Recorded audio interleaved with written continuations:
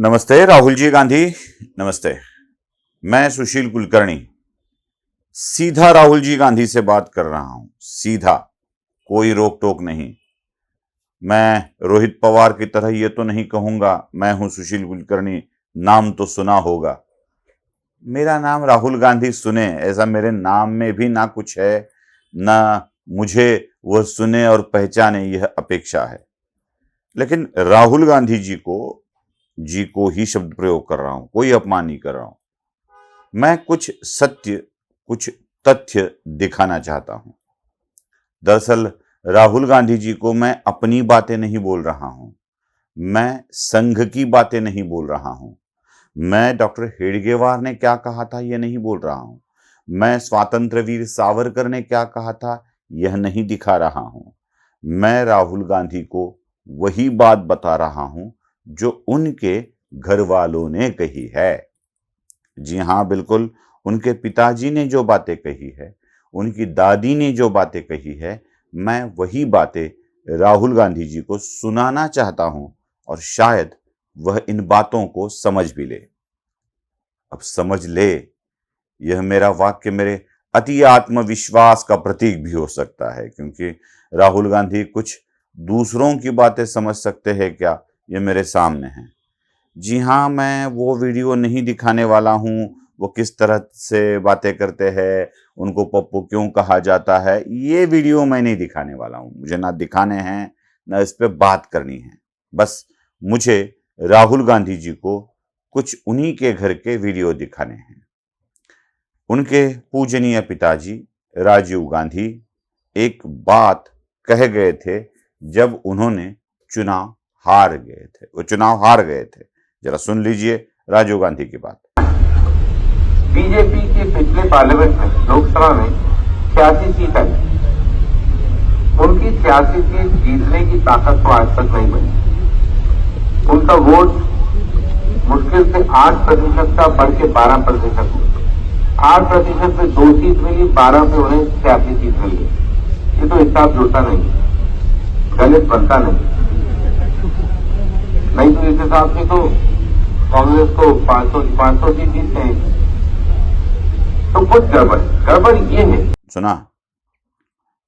अब समझ में आने लगता है कि राजीव गांधी चुनाव हारने के बाद जिस तरह से आरोप लगा रहे थे, उसी तरह के आरोप बार बार हार जाने के बाद राहुल गांधी लगा रहे हैं। मतलब जब राजीव गांधी के वक्त ईवीएम नहीं था, बैलेट चुनाव होते थे, तब राजीव गांधी को यह लगता था कि चुनाव में गड़बड़ियां हैं, बैलेट पेपर में गड़बड़ियां हो सकती है, वरना बीजेपी 85-86 जगह जीतना तो बिल्कुल मुश्किल था।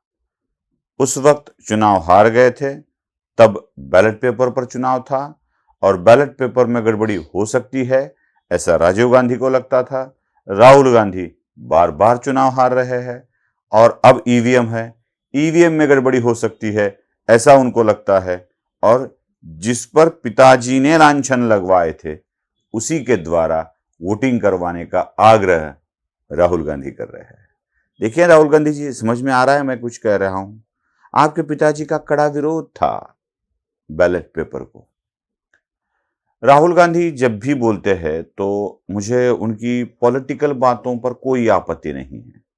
जो उन्हें बोलना है बोल दे, जो बताना है बता दे, उस पर कोई मुझे टिप्पणी भी नहीं करनी है। मोदी का विरोध करे, बीजेपी का विरोध करे और किसी का करे, राज ठाकरे को साथ लेकर चले, जो कुछ करना है वो उनकी बात है। लेकिन जब वह देश के बारे में, देश की व्यवस्था के बारे में कुछ ना कुछ गलत कहते हैं तब आपत्ति होती है। राहुल जी, देश के लिए आप ऐसे शब्दों का प्रयोग न करें, इस पर लोगों का अविश्वास हो, लोगों का प्यार कम हो, ऐसे शब्दों का प्रयोग न करें। यही नसीहत तो आपके दादी ने आपको दी थी। जरा सुन लीजिए दादी की जुबानी। सुन लिया राहुल जी?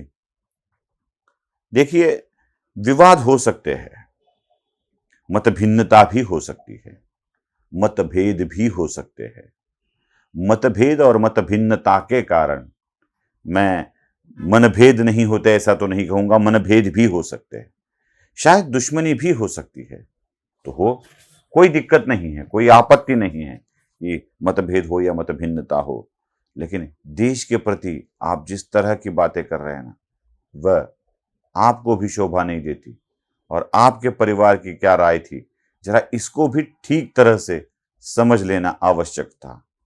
जब आप चुनाव के बारे में बोलते हो, चुनाव आयोग के बारे में बोलते हो, न्यायालय के बारे में बोलते हो, संसद के बारे में बोलते हो, तो बहुत बुरा लगता है।